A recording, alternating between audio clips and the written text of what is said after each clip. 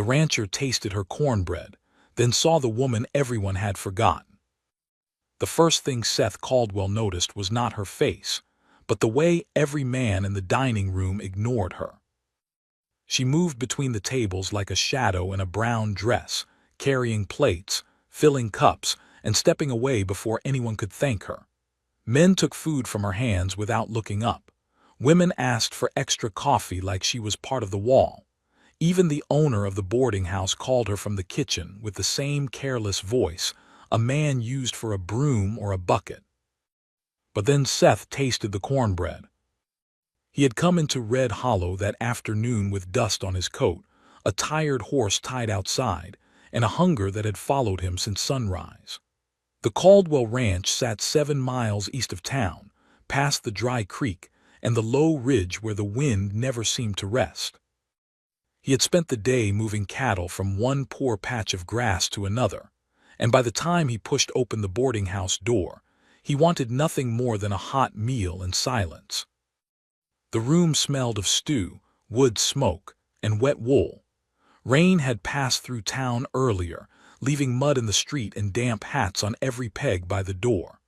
Seth chose a corner table and sat with his back near the wall, the way his father had taught him before dying with debts in one hand and land papers in the other. A round-faced man behind the counter looked up from counting coins.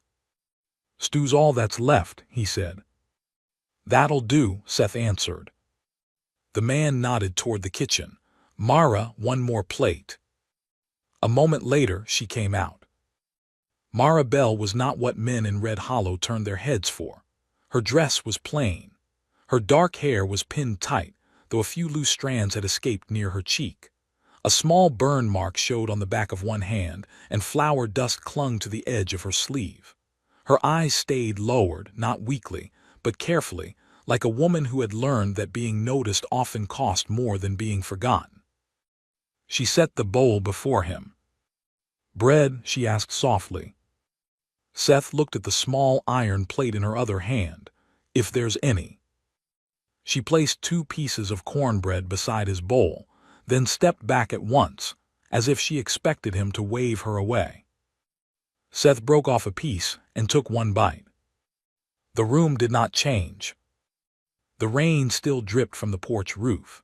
The card players in the far corner still argued over a nickel. The boarding house owner still scratched numbers into his book, but something shifted inside Seth so suddenly that he stopped chewing. The cornbread was warm, crisp at the edge, soft in the middle, with a faint sweetness that tasted like someone had taken care with it instead of merely making food. It was not fancy. It was not rich, but it had a kindness in it, a strange thing to think about bread, yet Seth could not find another word. He looked up. Mara was already turning away. "Ma'am," he said. She stopped but did not face him fully. "This is the best cornbread I've had in years." A few men near the stove gave lazy smiles, as if Seth had made a joke. The owner snorted without looking up. "Mara makes too much when she's nervous," he said. "Better somebody eats it." Mara's fingers tightened around the empty plate. Seth watched that small movement. He had worked cattle long enough to know when a creature flinched before the rope even touched it. Mara did not flinch with her whole body. Only her hand did it. That made it worse. "I meant what I said," Seth told her. This time she looked at him. Only for a breath. Her eyes were gray, tired, and guarded, but behind them there was a quick flash of something he could not name.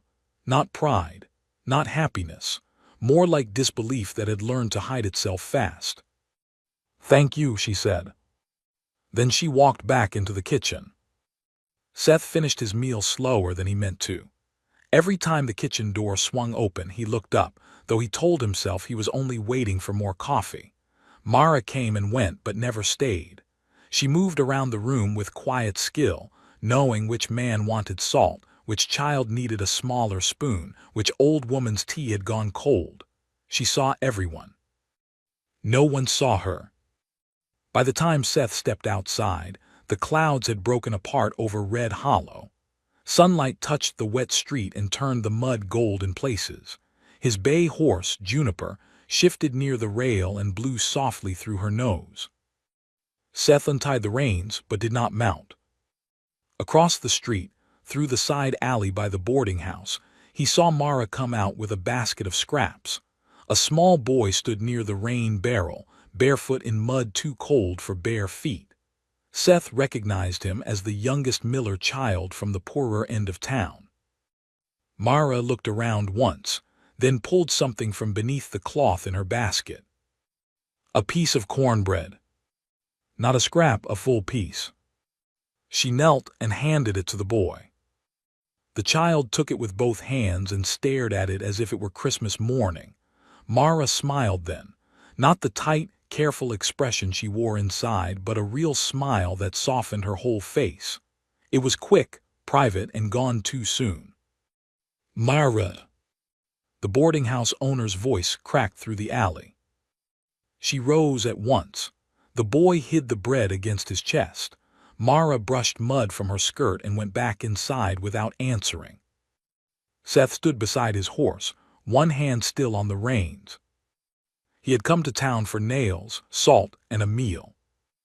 He left with all three, yet the only thing he carried home in his mind was the look on Mara Bell's face when someone finally said her work mattered. That evening, as he rode back toward the Caldwell Ranch, the sky turned purple over the long grass. The smell of rain lifted from the earth. Juniper picked her way through puddles while Seth sat quiet in the saddle. He had spent most of his 29 years believing a man could lose a great deal and still keep moving if he did not ask too much from life. His mother had died when he was 16. His father had worked himself into the grave 10 years later. The woman Seth once planned to marry had chosen a banker from Abilene because he owned clean shirts and did not smell of cattle. Since then, Seth had kept his heart like a locked tack room. Useful. Orderly. Closed. But that night, with the taste of warm cornbread still in his memory, he found himself thinking about a quiet woman in a brown dress who fed everyone else first and seemed to expect nothing back. And for the first time in many years, Seth Caldwell wondered what kind of hunger had nothing to do with food. By the next morning, Seth told himself he had no reason to think about the boarding house cook. A man with 80 head of cattle to move, a broken windmill to mend, and 2 ranch hands arguing over fence wire had no business wondering whether a woman in town had eaten supper after feeding everyone else. Yet the thought stayed with him through breakfast, through the morning chores, and through the long hour he spent knee-deep in mud trying to fix a gate that had sagged after the rain.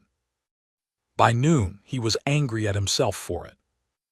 "Something biting you?" asked Amos Pike, his oldest ranch hand. Seth pulled a nail from his mouth and hammered it hard into the gate post. "Just this gate." Amos looked at the gate, then at Seth. "That gate ain't done nothing to deserve that." Seth said nothing. Amos had worked the Caldwell place since Seth was a boy. He had gray in his beard, a limp from an old horse fall, and the kind of eyes that saw more than a man invited him to. He did not ask another question, but Seth felt the old man's quiet smile behind him all the way back to the barn. 2 days passed before Seth went back to Red Hollow. He told himself the trip was necessary. The ranch needed lamp oil. The ranch needed sugar. The ranch needed a new hinge for the smokehouse door. None of those things were lies, but they did not explain why he hitched Juniper before the sun had fully climbed and rode into town with his shirt brushed clean. The boarding house was busy when he arrived. A stage had come through early, leaving travelers with damp coats, tired faces, and loud voices. Seth stepped inside and found every table full except one near the back window. He took it and waited. Mara came out carrying a tray of bowls. She did not see him at first. She moved around a chair, set stew before 2 miners, filled a woman's cup, then turned. Their eyes met. Only for a moment. Then she looked away so quickly that Seth almost wondered if he had imagined the small start in her face. "Afternoon," he said when she reached his table. "Afternoon, Mr. Caldwell. You know my name. Most people know your name." "That's so." She set the bowl down. "You own the East Ranch." "My father owned it first. But it is yours now." There was no envy in her voice, no flattery either, only plain fact. Seth found he liked that. "And you're Miss Bell," he said. Her hand paused on the coffee pot. "Myra is fine." "Then Seth is fine."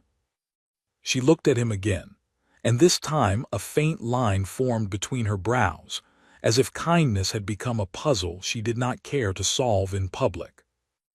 Behind the counter, Silas Greer, the boarding house owner, shut his ledger with a sharp slap. "Mara, don't stand there visiting. Table 3 needs bread." The softness left her face. "Yes, sir." She turned away. Seth watched her cross the room. Greer was not cruel in any loud way. He did not shout with rage or raise a hand. He was worse in the way some men were worse. He made a person small one ordinary word at a time, then acted surprised when they stopped standing tall. Seth ate his stew, but he hardly tasted it. When Mara returned with coffee, he asked, "Do you ever sit down while you work?" She looked toward Greer before answering. "Not much work gets done sitting." "That was not my question." "No," she said quietly, "I don't." The answer settled between them. Before Seth could say more, a little girl at the next table knocked over her cup. Coffee spilled across the boards and dripped toward her mother's skirt. The mother gasped, the child froze, and Greer groaned as if the child had broken a window. Mara was there at once. "It's all right," she said, kneeling with a cloth. "No harm done." The little girl's lip trembled. "I'm sorry." Mara's voice changed. It went gentle in a way Seth had heard only once before, in the alley with the Miller boy. "Cups fall sometimes. That's why tables are made strong." The child gave a weak smile.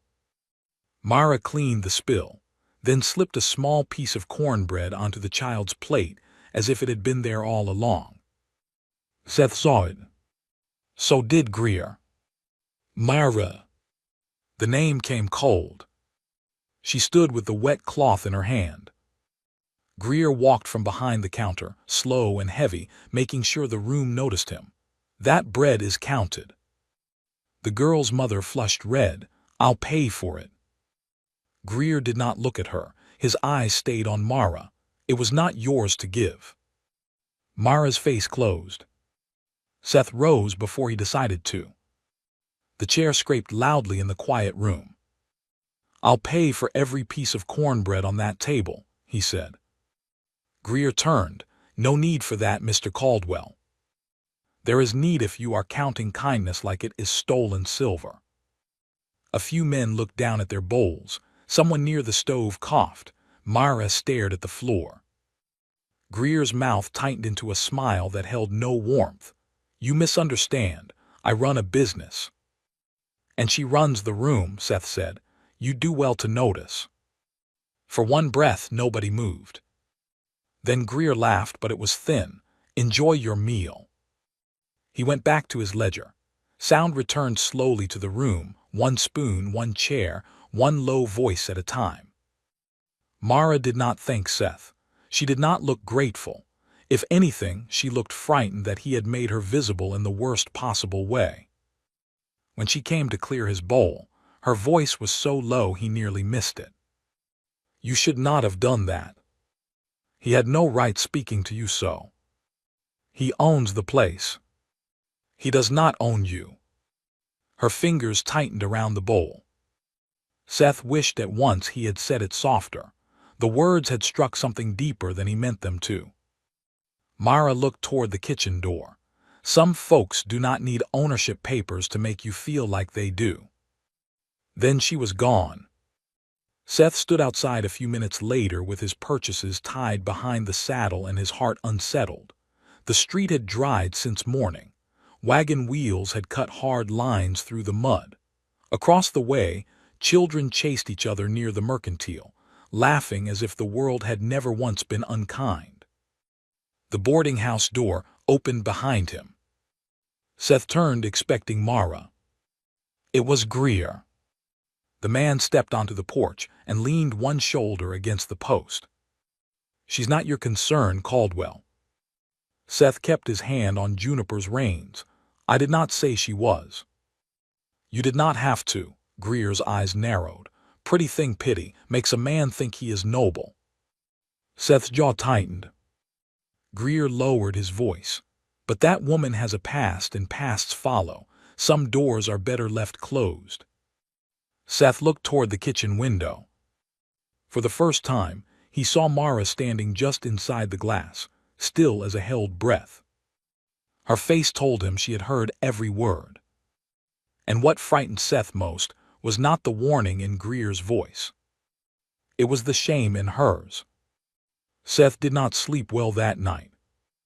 Greer's warning kept walking through his mind like a bootstep on loose boards. That woman has a past. Some doors are better left closed. Seth had heard men use that kind of sentence before. It was the sort of sentence that sounded wise only because it left out the truth.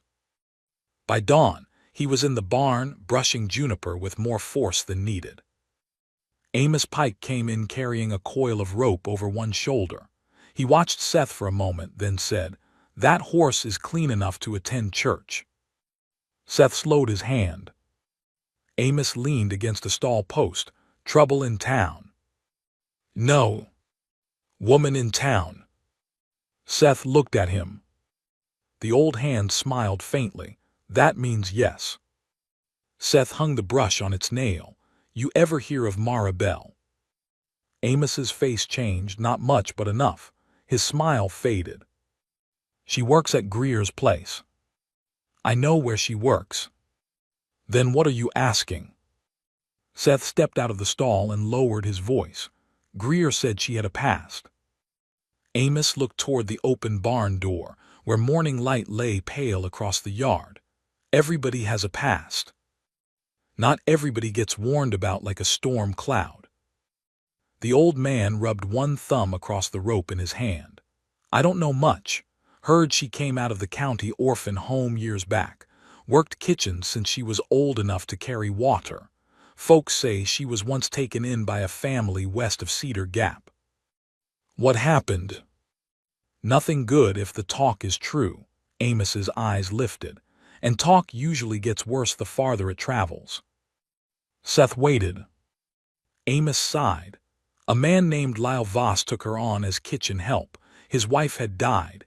He had 2 boys, both mean as thorns. One winter, Voss claimed money went missing from a locked drawer. Said the girl stole it. She denied it. Nobody listened. He sent her back to the orphan home with 1 dress and no wages." Seth's mouth tightened. "Was it true?" "Never found out. Men like Voss do not look kindly on being questioned." Seth thought of Mara's lowered eyes, her careful hands, the way she gave bread to hungry children as if doing it secretly was safer than doing it openly. "Where is Voss now?" "Dead 2 years. His older boy runs a freight line. Younger one drifts around saloons and trouble." Amos paused. "Why are you asking after her?" Seth looked toward the house. The windows were dark except for one lamp the cook had left burning before bed. The Caldwell ranch was a good place, but it was empty in corners no broom could reach. "I don't like seeing a person treated like they already lost a trial no one held." Amos nodded slowly. "Then be careful. A kind man can still scare a woman if the world taught her kindness comes with a hook." Those words stayed with Seth all day. He went to Red Hollow again that afternoon, but this time he did not go straight to the boarding house. He stopped at the mercantile first, bought flour, coffee, and a small packet of dried apples he did not need. Old Mrs. Rusk sat near the door with knitting in her lap, watching the town through sharp blue eyes. "Seth Caldwell," she said, "you have bought more flour in 1 week than a man alone can use in a month." Ranch hands eat. Ranch hands do not bake pies. I did not buy pie flour. All flour can become pie if the right woman touches it. Seth nearly dropped the coffee sack. Mrs. Rusk smiled down at her knitting. Do not stand there looking guilty. I am old, not blind. He tipped his hat and left before she could say more. When he entered the boarding house, the dinner crowd was smaller than usual. Greer stood behind the counter. Mara was wiping a table near the window, sleeves rolled to her elbows, a loose strand of hair resting against her cheek. Seth removed his hat. Afternoon, Mara. She straightened. Mr. Caldwell. Seth, he reminded gently. Her eyes moved to Greer, then back. Seth. The sound of his name in her voice did something quiet to him. Greer's pen stopped moving. Seth ordered supper. Mara brought it with cornbread, though her movements were more guarded than before. When she turned to leave, he said, I owe you an apology. She froze. For what I said yesterday, about him not owning you. It was true, but I should not have thrown the words at you like that. Mara held the empty tray against her waist. The room was too public for a real answer, and Seth knew it. Still, something in her face softened by the smallest measure. You were not wrong, she said. That does not mean I was careful. She looked at him then, longer than she had before. Outside, a wagon rolled past, rattling the window glass. Somewhere in the kitchen, a pot lid clattered. For a moment, the boarding house seemed to hold its breath.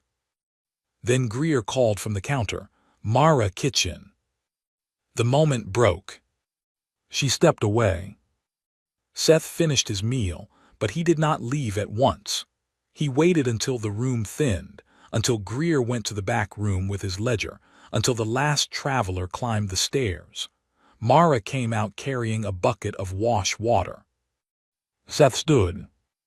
Let me take that. No. The answer came too quickly. He lifted both hands, showing he would not touch the bucket. All right. Her shoulders eased, but only a little. I meant no harm, he said. I know, her voice was low. That is sometimes what makes it harder. Seth understood then that Amos had been right. Kindness could frighten a person when every soft thing in life had hidden a sharp edge. Mara looked down at the bucket. Folks help when they want something. Not always. That is what everyone says before the wanting starts. The words were plain, not bitter. That made them hurt more. If this moment touched your heart, stay with the story, because Mara's truth is only beginning to rise from the dust. Seth did not argue. He only reached into his coat pocket and set the packet of dried apples on the nearest table. These are for the kitchen, he said, no favor tied to them. Mara stared at the packet as though it might move. I cannot take gifts. It is not a gift, it is payment. For what? For the best cornbread in Red Hollow. A faint, unwilling smile touched her mouth before she hid it. Then Greer's voice came from the dark hall behind her. Mara Bell, step away from that man. Seth turned slowly. Greer stood in the hallway with a folded paper in his hand. His face looked pale in the lamplight, but his eyes were sharp and cold. I warned you, Caldwell, Greer said, and since you will not listen, maybe the town should. He lifted the paper high enough for Seth to see the old county seal at the bottom. Mara's face went white. And Seth knew at once that whatever past Greer had spoken of, he had just brought it back into the room. The paper in Silas Greer's hand looked small, but it changed the air in the boarding house. Mara stood near the table with the wash bucket at her feet, her face white, her hands still. Seth had seen cattle freeze that way before a storm broke over the ridge, not because they did not know danger was coming, but because they knew it too well. Greer stepped farther into the room. This is a notice from Cedar Gap, he said, tapping the paper with 2 fingers. Old complaint against Mara Bell, theft from a household that took her in, money from a locked drawer. Mara's lips parted, but no sound came. Seth felt heat rise in his chest. That paper looks years old. Truth does not spoil with age, Greer said. Neither do lies if men keep feeding them. Greer's eyes narrowed. Careful, Caldwell. The kitchen girl standing in the doorway crossed herself softly. A traveling salesman at the far table bent over his plate as if supper had suddenly become the most important thing in the world. Nobody wanted to be part of a fight that smelled of old shame. Seth looked at Mara. Is it true? The question struck her harder than he meant it to. Her eyes lifted, wounded and sharp. No, she whispered. That was all. One word. But Seth believed it before he had time to decide. Greer gave a dry laugh. Of course she says no. She said no then too. Seth stepped toward him. And who asked the drawer how it opened? Who asked who else had the key? Who asked why a girl with no place to go would steal money from the only roof over her head? Greer's mouth tightened. Mara bent suddenly and grabbed the bucket handle. I have work, she said. Her voice had gone flat, empty. She moved toward the kitchen, but Seth stepped aside before she had to ask him to. He would not trap her in the middle of men's words. As she passed, he saw tears in her eyes that she refused to let fall. The kitchen door swung shut behind her. Greer folded the paper with slow care. You think you are the first man to feel sorry for her. Seth picked up his hat from the chair. No, he said, but I might be the first who listened. He left the boarding house before anger made him say something he could not take back. Outside, the night had settled over Red Hollow. Lanterns burned in windows. The mud had hardened into dark ridges under wagon wheels. Seth stood beneath the porch awning and drew a long breath, trying to quiet the storm inside him. A man could not fix a life by being angry for one night. He knew that, yet the sight of Mara's face would not leave him. He crossed the street to the livery, saddled Juniper, and rode out under a sky full of hard stars. But he did not ride home. He rode north. Cedar Gap lay 12 miles beyond Red Hollow, a smaller town tucked between low hills and cottonwood trees. The road was dark and uneven, but Seth knew enough of it from cattle sales and winter supply runs. By the time he reached it, most lamps were out.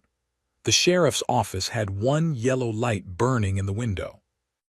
Sheriff Nolan Brand sat inside with boots on his desk, reading an old newspaper. He looked up when Seth entered. Caldwell, he said, you lose cattle. No. Horse stolen. No. Then either you killed a man or you want a favor. I want to ask about a complaint from years back. The sheriff lowered the paper. At this hour. At this hour. Nolan studied him, then swung his boots down. Name. Mara Bell.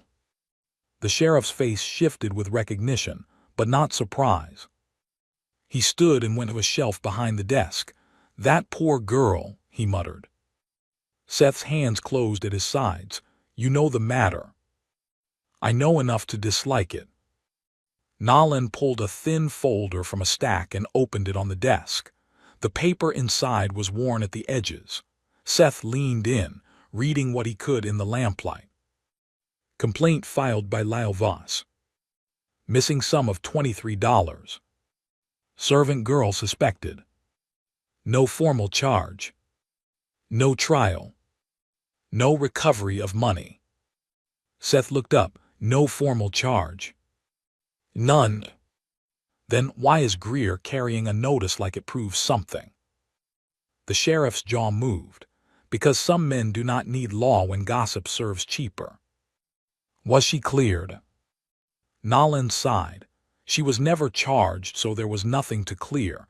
But that is the trouble with stains like this. They spread even when there is no ink. Seth read the page again. Who else lived in that house? Voss and his two sons. Caleb Voss was 17 then. Ben was 14. The older one left town after his father died. The younger one still comes through when he needs drink or money. Where is Ben now? Nolan's eyes sharpened. Why? Because a locked drawer does not empty itself. The sheriff closed the folder. Careful, Seth. Old trouble has roots. Pull one and half the ground may come loose. Seth looked out the window at the dark street. Somewhere far behind him, Mara was probably scrubbing Greer's pans as if work could wash shame off her name. Maybe the ground needs loosening, he said. He rode back near dawn. The Caldwell ranch was waking when he reached it. Smoke lifted from the bunkhouse stove. Amos was leading horses from the corral and stopped when he saw Seth's tired face. You look like a man who went digging and found bone. Seth dismounted slowly. Mara was never charged. Amos nodded as if the news pained him more than it surprised him. She carried the shame anyway, Seth said. Women like her often do. Seth handed him Juniper's reins. I need a cook. Amos blinked. We have a cook. We have a man who burns beans and calls it supper. That is true. Seth looked toward the east, where the sun had begun to rise over the cold grass. I'm going to offer Mara honest wages, her own cabin, and a place where no one speaks her past over her shoulder. Amos was quiet a moment, and if she says no.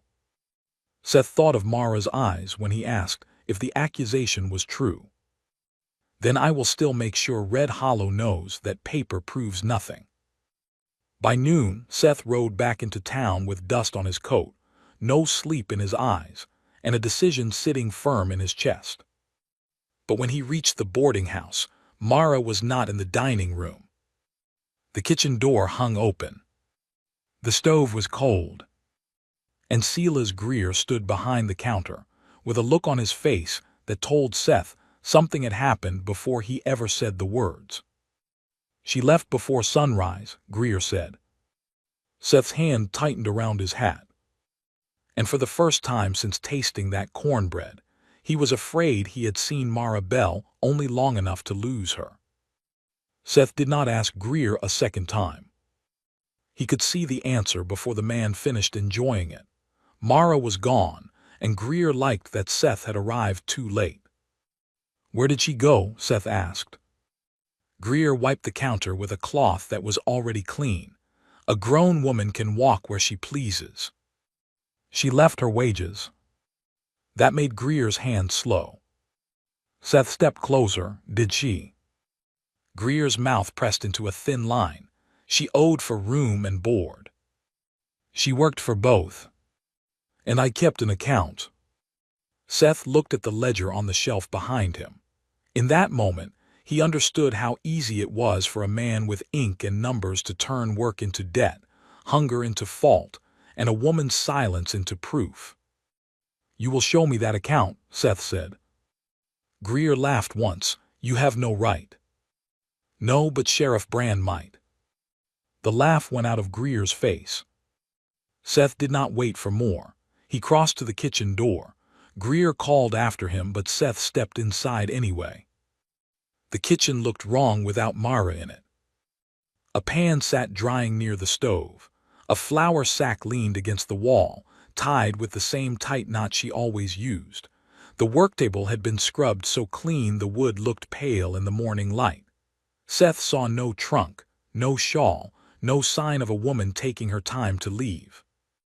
Then he noticed the small square of cloth on the table. It was folded once and weighted with a tin measuring cup. Seth picked it up. Inside were 2 pieces of cornbread, wrapped carefully, still faintly warm at the center. For a strange second the room blurred. She had left before sunrise, frightened or ashamed or both, and still she had baked bread before going. Not for customers, not for Greer, maybe for no one at all, maybe because the work was the only steady thing she trusted. A kitchen girl, younger than Mara and thin as a fence rail, stood in the back doorway. She went south, the girl whispered. Seth turned when? Before first light. Took the creek road. Mr. Greer told her if trouble came because of that paper, he would not have her name hurting his house. Seth's jaw tightened. Did she say where she was going? The girl shook her head. She asked if the Miller boy's fever had passed. Then she gave me her apron and said I should keep the stove low until the biscuits set. Seth held the cloth in his hand. Even leaving, Mara had thought of a sick child in an oven. Thank you, he said. The girl looked toward the dining room, afraid Greer might hear. She ain't what they say. I know. Seth left by the kitchen door and was in the saddle before Greer could come out front. The creek road south of town was narrow and rutted, winding between cottonwoods and patches of dry grass. Seth rode hard at first, then slowed when he found tracks, wagon wheels, one woman's boot marks beside them where the mud had been soft. She was not riding, she was walking. That made something twist in him. Juniper tossed her head as the road dipped toward the water. A hawk circled above the ridge. Far off, thunder rolled though the sky was clear, the sound of a late storm breaking somewhere beyond the hills. By mid-morning, Seth found her. Mara stood beside a broken wagon half a mile beyond the old stone crossing. The wagon belonged to the Miller family, the same poor widow whose boy Mara had fed in the alley. One wheel had sunk deep into mud near the creek bank. Mrs. Miller was trying to calm a crying baby while two children watched with wide eyes. Mara had her sleeves rolled up in both hands on the wagon spoke, pushing with all the strength in her small frame. She looked up when Seth rode close. For a moment, fear crossed her face. Then pride covered it. You should not have followed me, she said. Seth dismounted. Looks like I followed the right road. Mrs. Miller turned with relief. Mr. Caldwell, if you can help with this wheel, I would be obliged. Seth nodded. I can. He did not ask Mara to move. He stepped beside her, put his shoulder to the wagon, and spoke to the oldest Miller boy. When I say push, you push low, not high. Low moves the wheel. The boy nodded hard. Together they strained against the stuck wagon. Mud sucked at the rim. The baby cried louder. Mara's breath shook, but she did not let go. Seth could feel her effort beside him, fierce and quiet. Now, he said. The wheel lurched free. The children cheered as if someone had won a war. Mrs. Miller wiped her eyes with the corner of her shawl. Mara stepped back, mud up the side of her skirt, hair loose at her neck. Seth wanted to tell her she looked brave, but he had already learned that praise could feel like a hand reaching too fast. So he only said, You all right? She looked away. I am not hurt. That is not what I asked. Her face softened, then closed again. Mrs. Miller came near and took Mara's hands. You come with us to my sister S. We'll make room. Mara shook her head. You have enough mouths. You helped mine. I helped with a wheel. You helped with more than that. The widow's words hung in the air, plain and true. Mara pulled her hands back gently. Seth waited until Mrs. Miller had gathered the children and started the wagon forward. Then he turned to Mara. I went to Cedar Gap. Her eyes snapped to his. I saw the complaint. No charge, no trial, no proof. The color left her cheeks. You had no right digging in that. I know. Then why did you? Because Greer was using it like a chain. Mara looked down at the mud on her boots. Chains work best when other folks agree they are there. Seth took a slow breath. Come work at my ranch. She laughed softly, but there was no joy in it. That is what this is.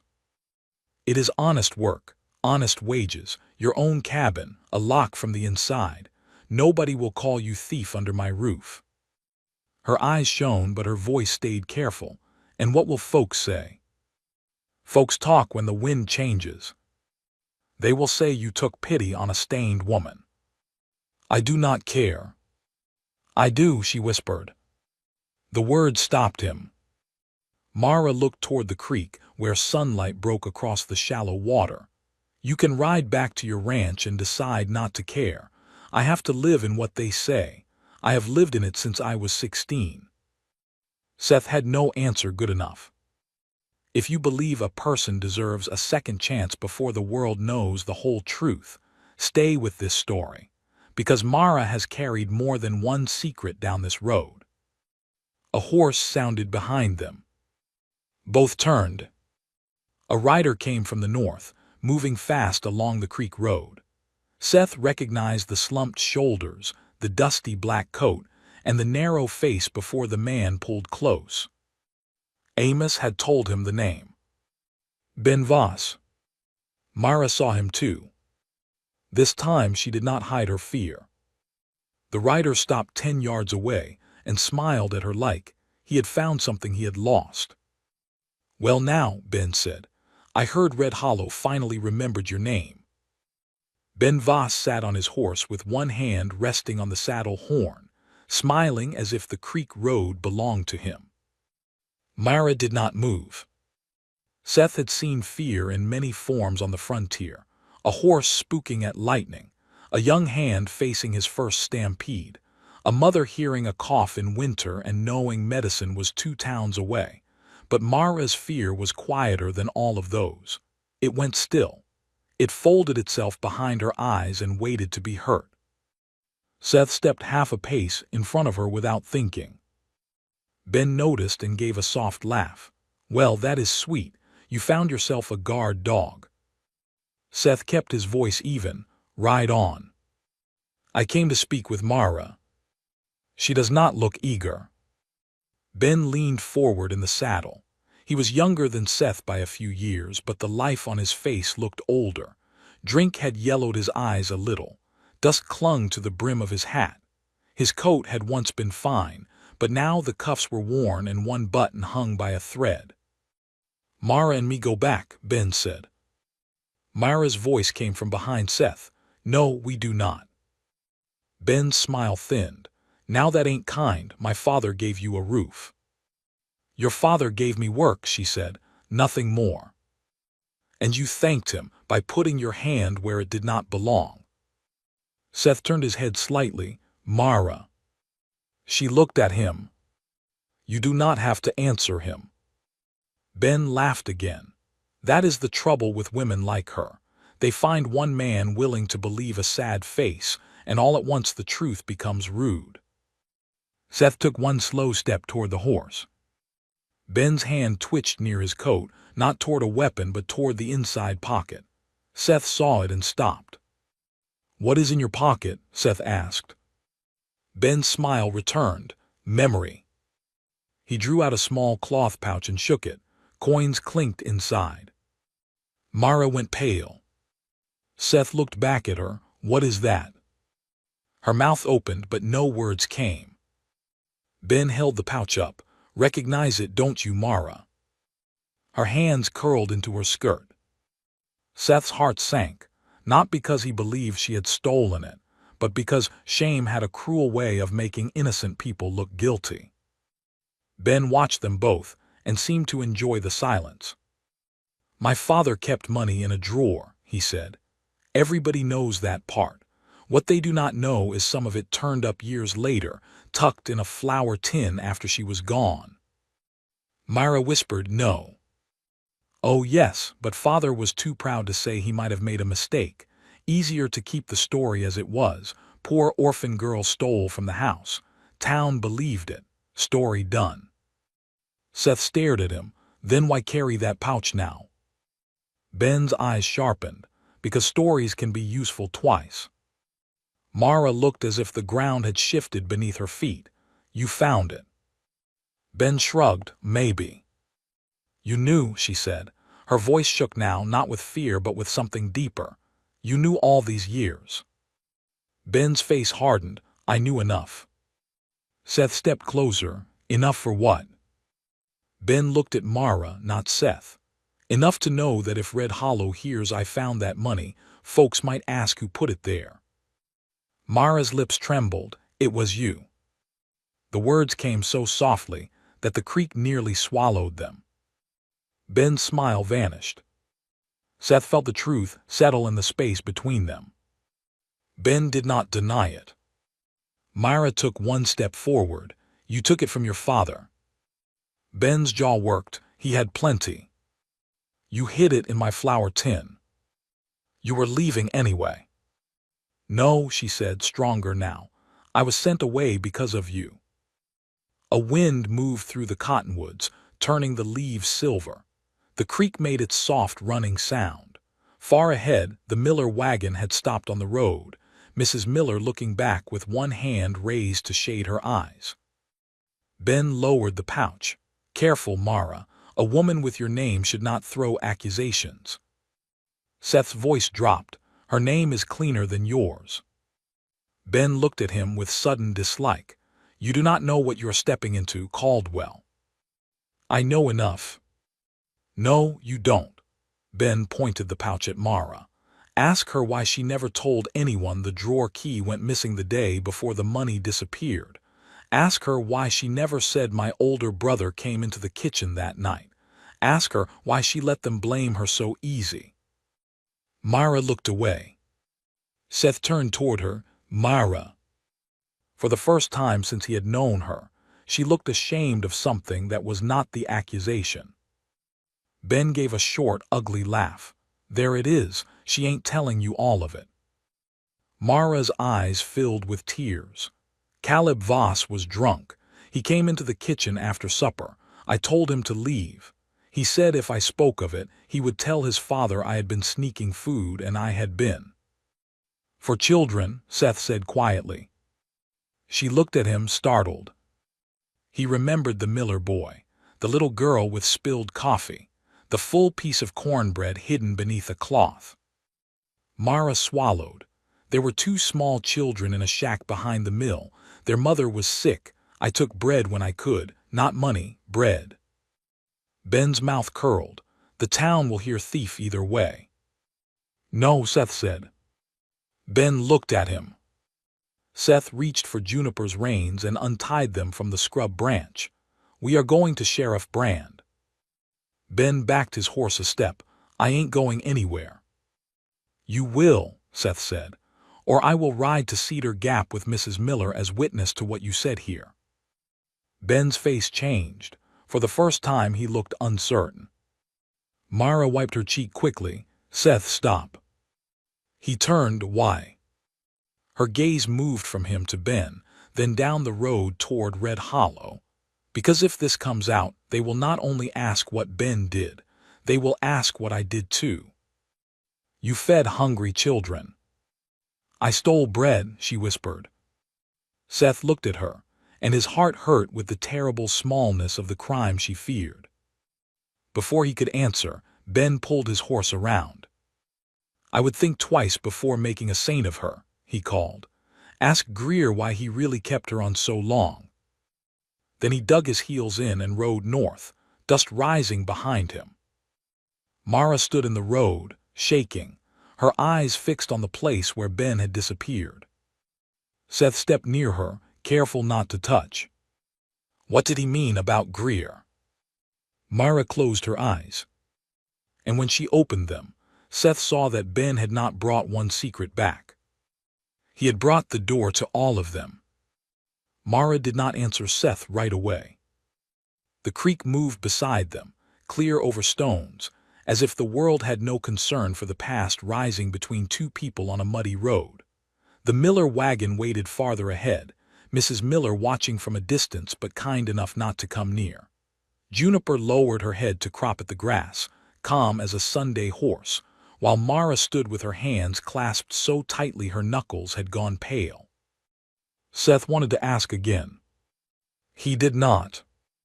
He had learned by then that Mara spoke only when silence became heavier than the truth. At last she looked toward Red Hollow. Greer knew, she said. Seth's face hardened. About Ben. Not at first. Her voice was rough. But he knew the complaint was thin. He knew there had been no trial. When I came to his boarding house, I told him before anyone else could. I thought honesty might protect me.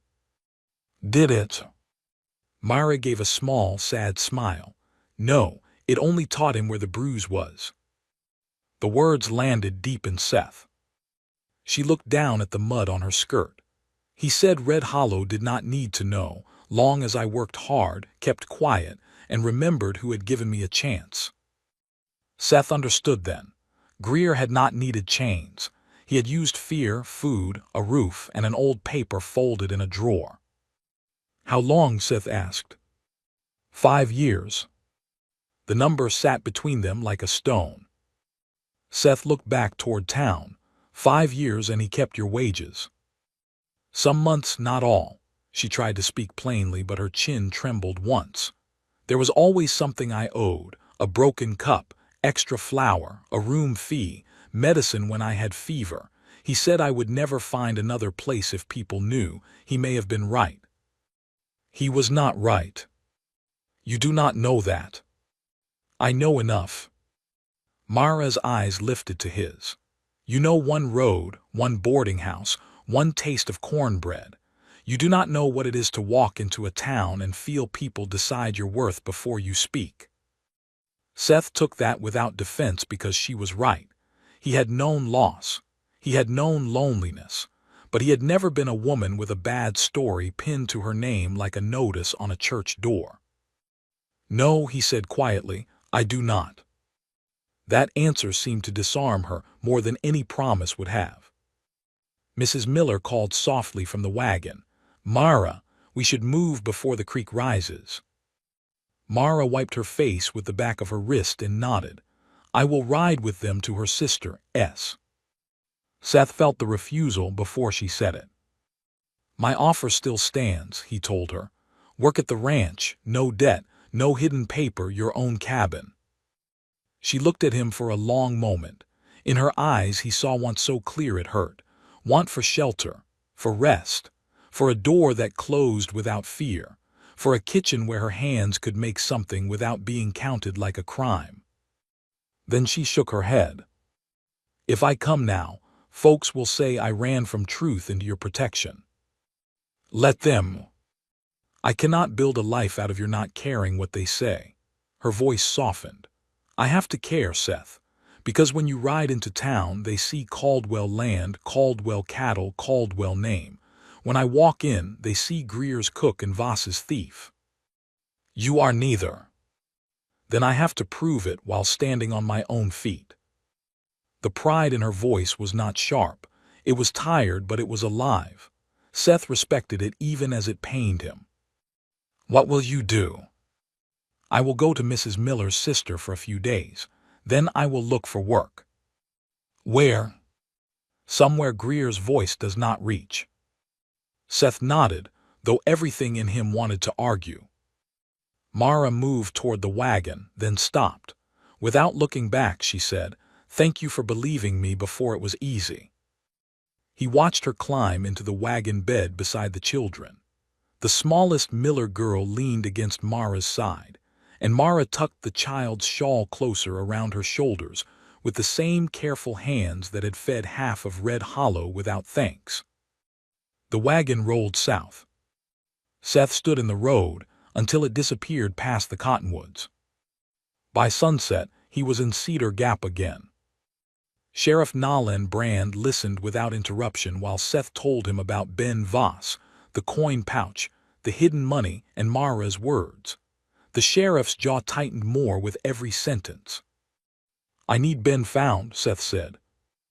Nolan leaned back in his chair. Finding him is easy. Making him talk in front of witnesses is harder. I heard him. And he will say you lied because you want the woman. Nolan's voice was not cruel, only honest. Greer will say she is trouble. Ben will say she fed poor children with stolen bread. Folks love truth until it asks them to change their mind. Seth looked at the complaint folder on the desk. Then what do we need? Someone from the Voss house. Someone who saw more than Myra did. Or proof that money pouch belonged to Lyle Voss. Seth remembered Ben's words. Ask her why she never said my older brother came into the kitchen that night. Caleb Voss, Seth said. The sheriff nodded slowly. Older brother, runs freight out of Abilene now, comes through once in a while. He was wild then but not as rotten as Ben. Can you send for him? I can, but if he helped hide the truth he may not answer. Seth stood, then I will go find him. Nolan rose too. You have a ranch. I have hands. You have a temper. Seth put on his hat. I have a reason. He rode home under a darkening sky, mind turning over every piece of the past. When he reached the Caldwell ranch, Amos was waiting by the barn lantern. She come back with you? The old hand asked. No. Amos nodded, disappointed but not surprised. Seth unsaddled Juniper. I am leaving for Abilene at first light. Amos looked sharply at him. For the Voss boy. For the truth. Before Amos could answer, a horse came hard up the road from town. Its rider bent low in the saddle, coat flapping behind him. It was the young kitchen girl from Greer's boarding house. She slid down before the horse fully stopped, breathless and frightened. Mr. Caldwell, she gasped, you got to come quick. Seth stepped toward her. What happened? Her eyes filled with tears. Greer found out Mara talked. He's gone after her. Seth did not wait for more. He took the reins from the kitchen girl's shaking hands and turned to Amos. Saddle Ranger. Amos was already moving. Juniper's done for the day. Ranger still has legs. The ranch yard stirred awake under the lantern light. One hand came from the bunkhouse pulling on his coat. Another opened the barn doors. The kitchen girl stood with her arms wrapped around herself, her face pale from the ride. Seth stepped close enough that she would hear him clearly, but not so close that he frightened her. Tell me which road. She went south with Mrs. Miller.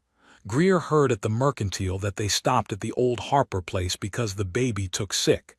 He was angry, Mr. Caldwell, real angry. Said Mara had stolen from him now too. What did he say she stole?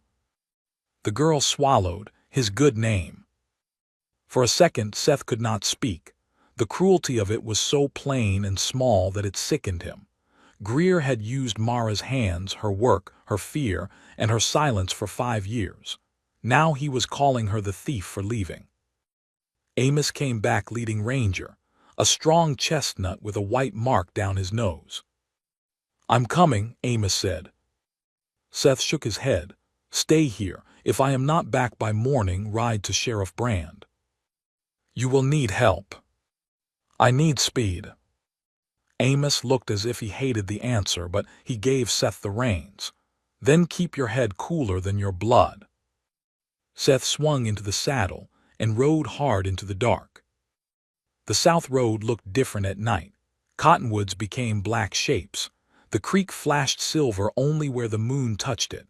Ranger's hooves struck sparks from stones, then softened in mud, then thundered again on dry ground. Seth leaned low and let the horse run.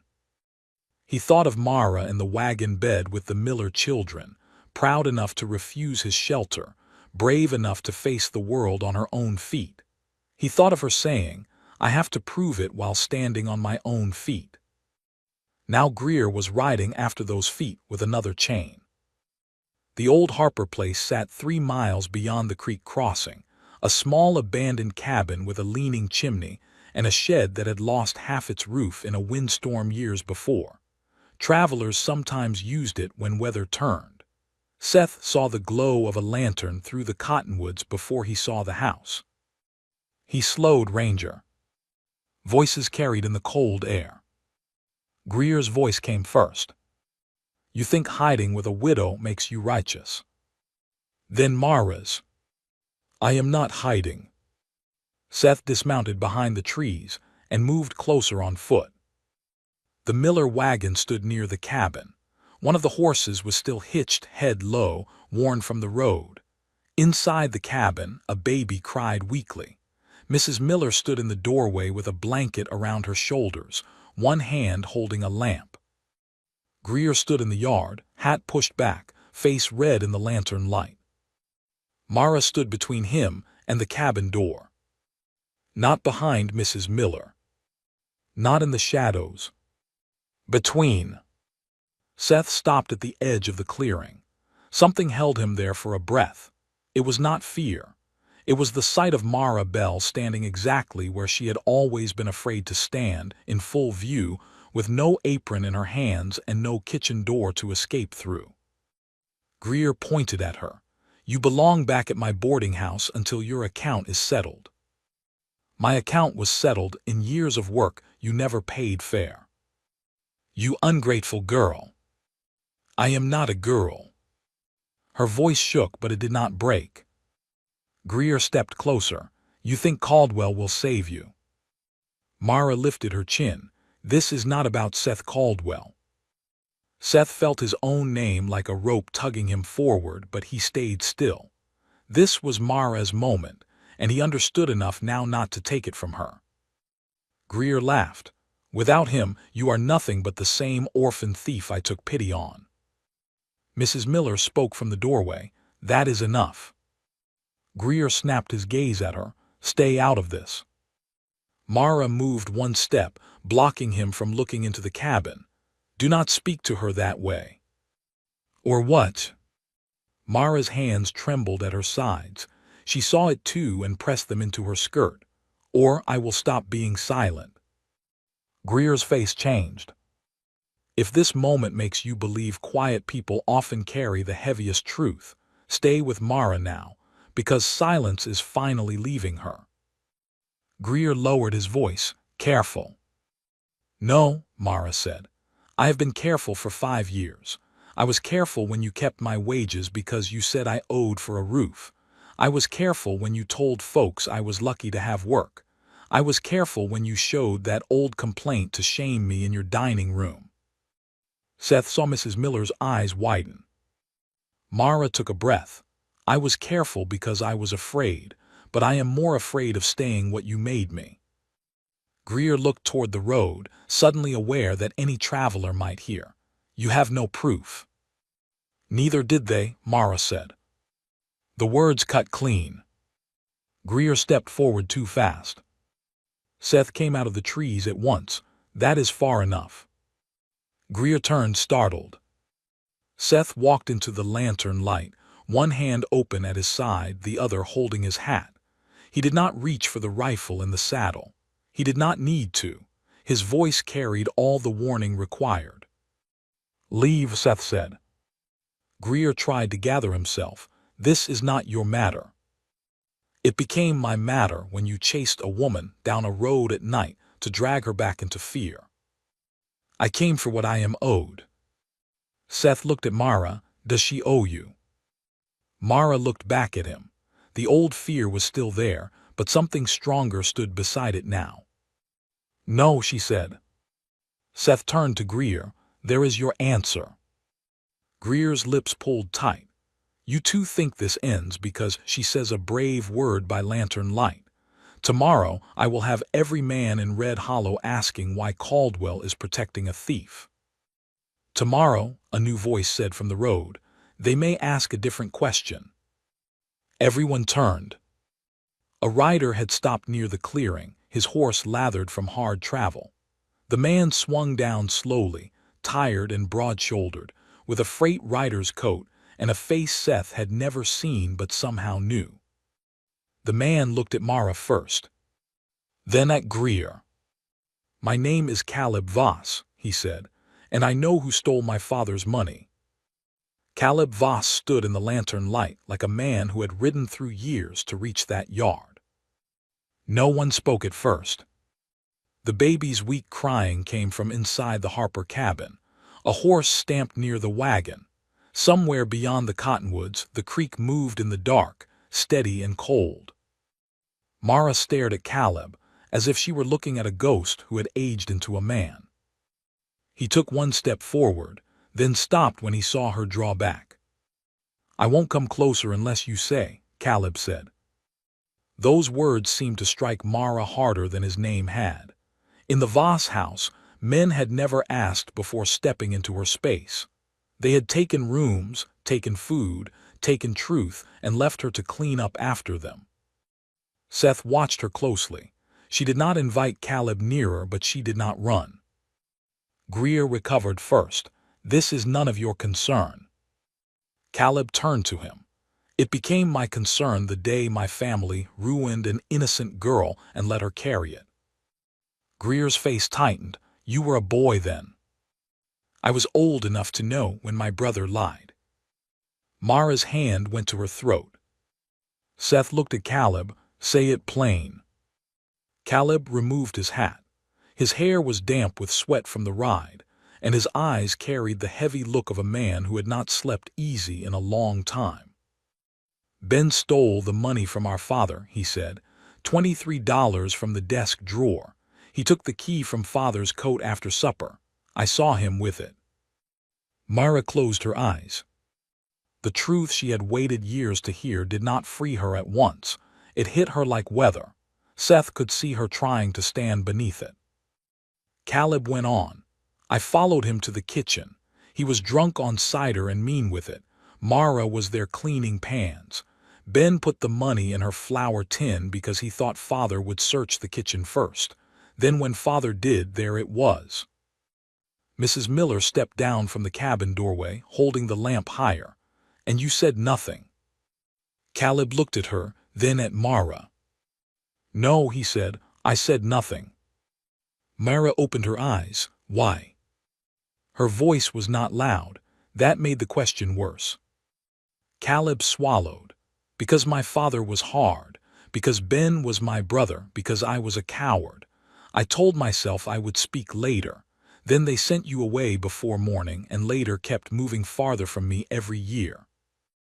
Mara's face twisted, but she held herself still. "Later did not come for me." "I know." "No," she said, and now her voice shook. "You do not know. You got to grow older with your name still yours. I had to carry yours like dirt on my dress." Caleb lowered his head.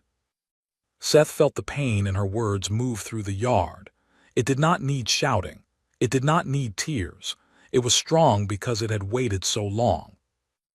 Greer pointed toward the road. "This proves nothing. A man can say anything by a lantern." Caleb reached inside his coat. Seth's body tensed, but Caleb only pulled out a folded sheet and a small leather pouch. He held them toward Seth. "My father wrote a letter before he died," Caleb said. "He never sent it. I found it last winter in his trunk. He knew Ben had taken the money. He knew after, but pride kept him from correcting the story." Seth took the paper and opened it near Mrs. Miller's lamp. The writing was shaky and old, but clear enough. Lyle Voss had written that the Bell girl had been wronged, that his son Benjamin had stolen the money, that he had lacked the courage to tell the orphan home, the sheriff, or the town because he could not bear his own house being known for the crime. At the bottom was his name. Seth looked at Mara. "It is here." She did not move. Caleb held up the pouch. "This is the same money. Ben kept it as a joke first, then as a threat. He showed it to me when I found him in Abilene last month, drunk and bragging. I took it from him." Greer's eyes went cold. "Why bring it now?" Caleb looked at Seth. "Sheriff Brand's wire reached the freight office. Said Caldwell was asking. I knew if I stayed away one more time, I would be no better than the boy I was." The yard went silent again. Then Mara laughed once. It was not a happy sound. It was small and broken. "All this time," she said, "all this time the truth had paper in a pouch." Seth stepped closer, still careful. "Mara." She shook her head. "No, let me feel it." So he did. She stood there under the lantern, letting the truth hurt before it healed. A woman could not be called thief for years and become free in one breath. Freedom had to find its way into places fear had lived too long. Greer began backing toward his horse. "This is a family matter from Cedar Gap. Red Hollow need not be troubled. Mrs. Miller lifted the lamp higher. Her tired face had gone hard. Red Hollow was troubled when you showed that old paper in your dining room. Caleb turned to Greer. You used that complaint to keep her under your roof. Greer sneered. I gave her work. You gave her fear and called it mercy, Seth said. For once, Greer had no easy answer. A rider came down the road fast, then another behind him. Sheriff Nolan Brand entered the clearing with Amos Pike at his side. Amos must have ignored Seth's order to wait, and for the first time in his life, Seth was grateful for disobedience. Sheriff Brand dismounted and looked at the group. Seems I missed the beginning. Seth handed him the letter. You made it in time for the truth, he said. The sheriff read it slowly. His face darkened with every line. When he finished, he folded the paper with care and placed it inside his coat. Silas Greer, he said, you will come with me to Red Hollow in the morning and open that ledger of yours. Greer's face went pale. On what charge? On suspicion that you held wages by false debt. We will let the judge find the proper name for it. Then he looked at Caleb and Ben Voss. Caleb's jaw tightened. He is heading north. Sheriff Brand nodded. Then I will send word ahead. Myra spoke suddenly. No. Everyone turned. Her face was wet now, but her eyes were clear. I want the town to hear the truth first, she said. Not whispered, not guessed, not twisted by morning coffee. Seth understood before she finished. Mara looked at the sheriff. If my shame was made public, then my clearing will be public too. Sheriff Brand studied her, then nodded. At the church steps tomorrow. Greer cursed under his breath. Mara turned to Seth. For the first time that night, she looked not rescued but standing. I will go back to Red Hollow, she said, not behind you. Seth held her gaze. No, he answered softly, beside me. And as dawn began to pale the edge of the eastern sky, Mara Bell climbed into the wagon by her own strength, carrying the truth in front of her like a lantern that had finally been lit. But none of them knew that by sunrise, Ben Voss would reach Red Hollow first. Ben Voss reached Red Hollow before the truth did. By the time the wagon rolled into town, the morning sun had climbed over the roofs, and half the town had already gathered near the church steps. Men stood with coffee cups in their hands. Women held shawls tight around their shoulders. Children peered from behind skirts and porch posts, sensing that something important was about to happen, even if they did not know what. Ben stood at the foot of the steps like a preacher of lies. She fooled them, he was saying when Mara arrived. She fooled Caldwell, fooled the sheriff, and now she means to fool all of you. Ask yourselves why a woman runs in the night if she has nothing to hide. A few faces turned toward the wagon. Mara felt every look. For years, looks had been the worst part. Not words, not even hunger. Looks had a way of touching old wounds without leaving marks. She sat still beside Mrs. Miller, her hands folded in her lap, the letter inside her coat like a small fire. Seth rode beside the wagon. He saw her face and wanted to speak for her. Then Mara stepped down before he could. Not quickly, not proudly in a showy way. She climbed down with mud still on her hem and tiredness around her eyes, but her back was straight. The whole town watched as she walked toward the church steps. Ben's smile faltered. Greer stood near the mercantile, pale and silent. Sheriff Brand had brought him in before dawn and kept him near, along with the ledger from the boarding house. Caleb Voss stood beside the sheriff, his hat in both hands, looking like a man ready to face the judgment he had earned too late. Mara stopped in front of the crowd. For a moment, the town heard only a horse shifting near the hitching rail, and the faint creak of the church sign in the wind. Then Mara spoke.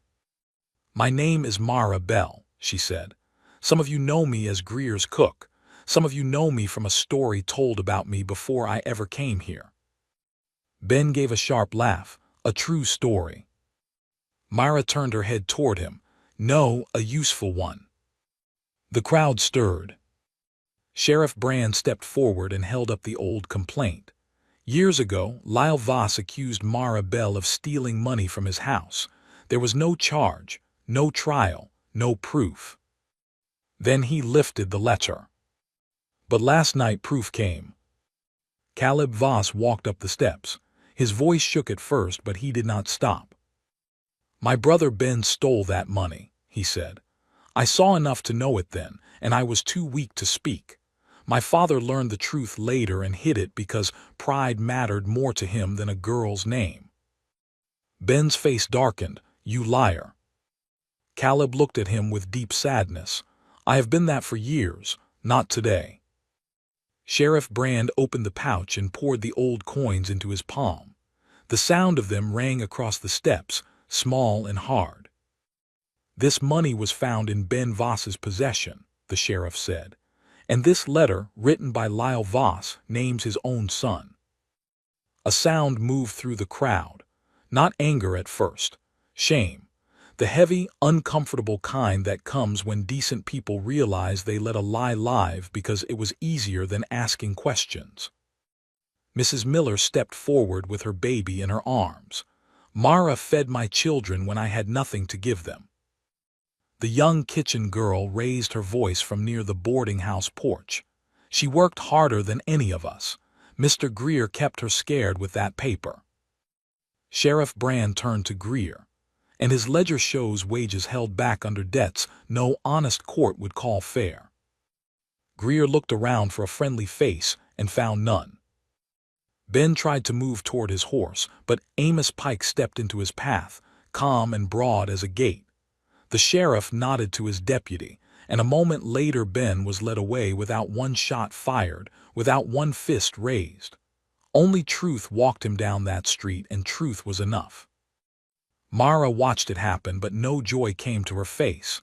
Justice did not erase years. It only opened the door. Seth stepped beside her, not in front.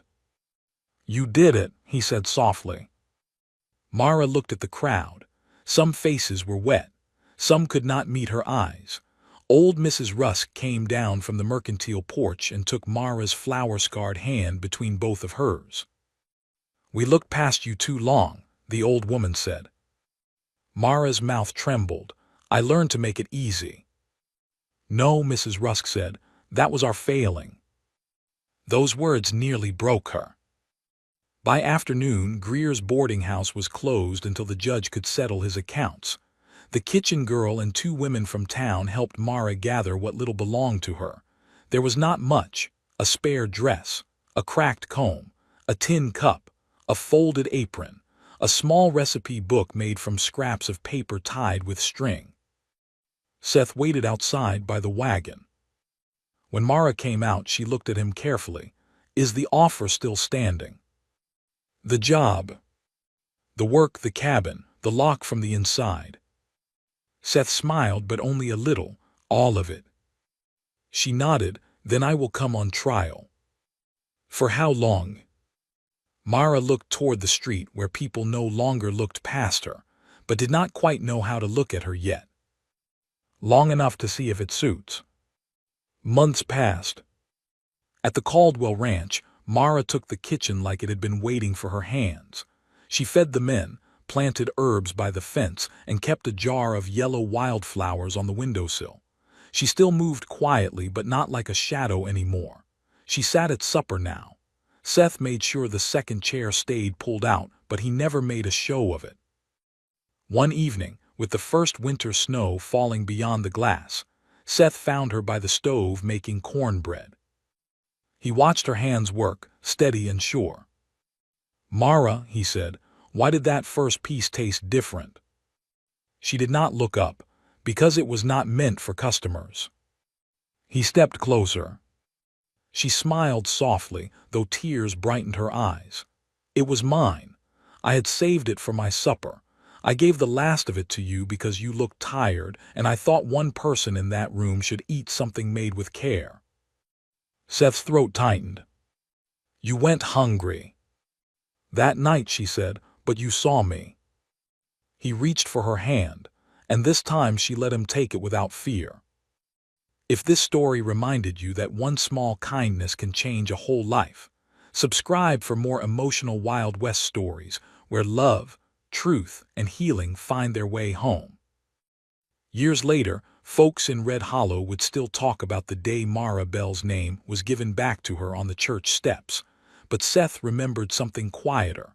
A woman in a brown dress, a warm piece of cornbread, and the moment he realized some hearts are not won by grand promises, but by finally seeing the person everyone else had forgotten.